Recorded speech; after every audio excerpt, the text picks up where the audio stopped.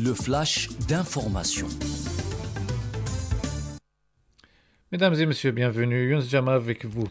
L'Afrique a tout pour devenir une superpuissance du renouvelable. C'est ce qu'a affirmé ce jeudi matin le chef de l'ONU, Antonio Guterres, en appelant à davantage d'investissements dans l'énergie verte sur ce continent riche en ressources. Le secrétaire général de l'ONU s'exprimait lors de la conférence internationale de Tokyo sur le développement de l'Afrique, TICAD.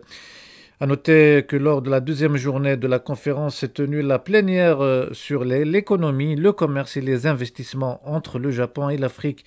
La problématique de l'industrie et de l'énergie ont été abordées avec des stratégies innovantes pour y faire face. Le Conseil de paix et de sécurité de l'Union africaine a réitéré depuis Addis Abeba sous la présidence de l'Algérie l'engagement des États membres à protéger le droit à l'éducation pour tous, particulièrement dans les zones du continent touchées par des conflits et des crises. En Guinée, 38 personnes ont perdu la vie, 219 ont été blessées et une autre est portée disparue à la suite des inondations qui frappent le pays depuis le début de la saison des pluies, ont annoncé les autorités guinéennes. Et au Nigeria, désormais, il n'y a plus aucune chance de retrouver en vie les quelques 25 personnes toujours portées disparues après le naufrage dimanche d'un bateau dans le nord-ouest du pays, a annoncé un responsable de l'Agence nationale des secours. Sport pour clore le championnat d'Afrique masculin de basketball Afrobasket 2025.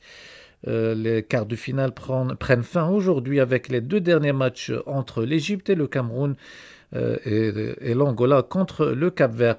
On connaît par ailleurs l'affiche de la première demi-finale qui va opposer samedi prochain le Mali au Sénégal.